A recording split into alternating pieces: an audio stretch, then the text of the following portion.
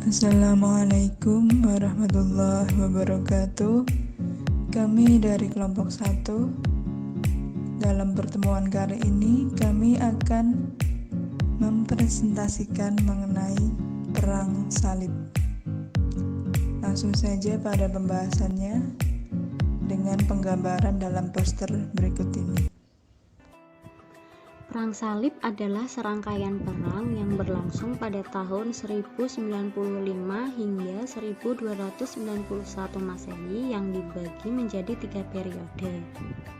Perang ini terjadi karena hadirnya kekuatan Bani Saljuk yang menguasai Baitul Maqdis, juga kota-kota dan tempat suci kaum Kristen diduduki oleh Islam, seperti di Suriah, Asia Kecil, Spanyol, dan Sisilia.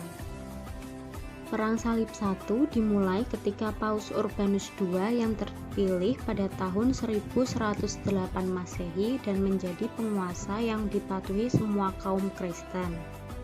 Ia berusaha membangkitkan kemarahan orang-orang Kristen dan raja-raja di Eropa untuk melakukan perang suci, yang kemudian dikenal dengan Perang Salib. Nama Perang Salib sendiri diambil karena militer pasukan salib menggunakan salib dalam peperangannya. Penyebab perang salib. Ada beberapa faktor yang menyebabkan terjadinya perang salib, ada 3, yaitu agama, politik, dan sosial ekonomi. Yang pertama adalah faktor agama. Sejak dinasti Saljuk merebut Baitul Maqdis dari tangan dinasti Fatimiyah pada tahun 1070 Masehi, pihak Kristen merasa tidak bebas lagi menunaikan ibadah ke sana karena penguasa Saljuk menetapkan sejumlah peraturan yang dianggap mempersulit mereka yang hendak melakukan ibadah ke Baitul Maqdis. Umat Kristen merasa perlakuan aparat penguasa dinasti Saljuk sangat berbeda dari penguasa Islam lainnya yang pernah berkuasa di kawasan itu sebelumnya. Yang kedua adalah faktor politik. Ketika itu, dinasti Saljuk di Asia Kecil sedang mengalami perpecahan, dan dinasti Fatimiyah di Mesir dalam keadaan lumpuh, sementara kekuasaan Islam di Spanyol semakin goyang. Situasi yang demikian mendorong para penguasa Kristen di Eropa untuk merebut satu persatu daerah kekuasaan Islam, seperti dinasti kecil di Edessa dan Baitul Maqdis. Yang terakhir adalah faktor sosial ekonomi. Stratifikasi sosial masyarakat Eropa ketika itu terdiri dari 3 kelompok, yaitu kaum gereja, kaum bangsawan, serta kesatria dan rakyat jelata. Meskipun merupakan mayoritas dalam masyarakat, kelompok yang terakhir ini menempati kelas yang paling rendah. Kehidupan mereka sangat tertindas dan terhina.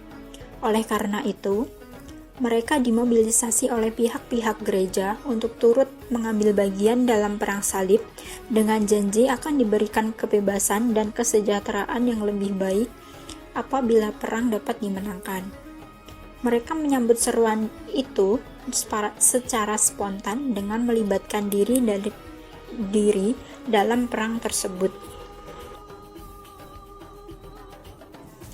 Baik, saya akan sedikit membahas tentang proses atau kronologi Perang Salib. Perang Salib dibagi menjadi 3 periode.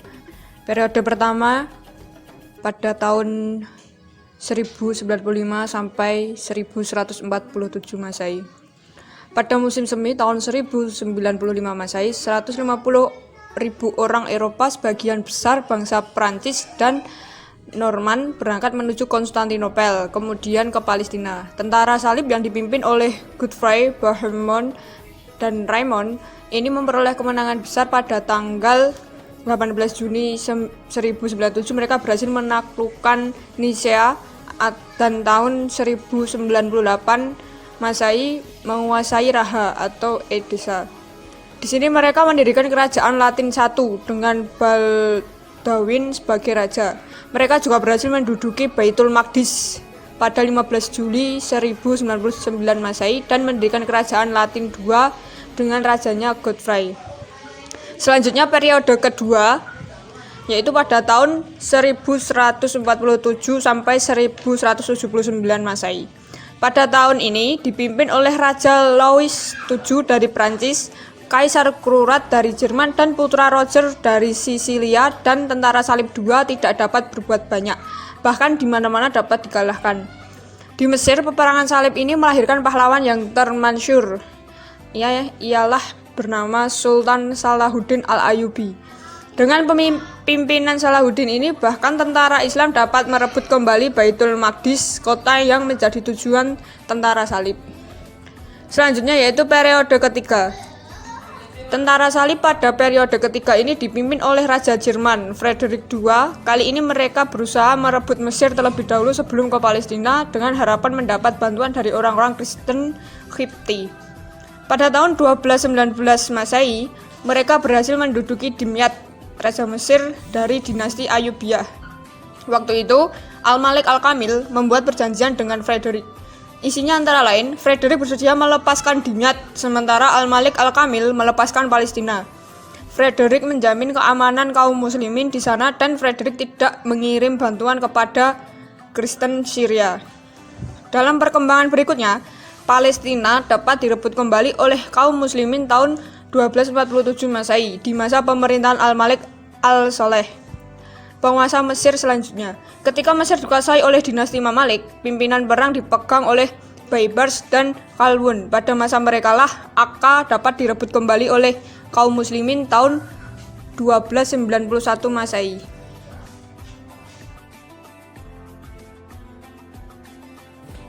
Yang selanjutnya yaitu dampak perang salib bagi dunia Islam dan Eropa. Ada 6. Yang pertama, perang salib yang berlangsung antara bangsa Timur dengan Barat menjadi penghubung bagi bangsa Eropa, khususnya untuk mengenali dunia Islam secara lebih dekat lagi. Ini memiliki arti yang cukup penting dalam konteks peradaban antara bangsa Barat dengan peradaban Timur yang lebih maju dan terbuka. Konteks peradaban ini berdampak kepada pertukaran ide dan pemikiran kedua wilayah tersebut.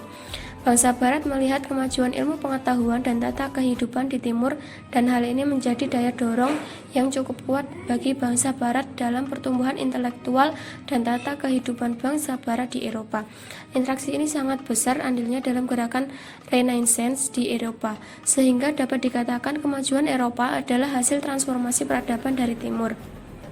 Yang kedua, pra-perang salib masyarakat Eropa belum melakukan perdagangan ke bangsa Timur.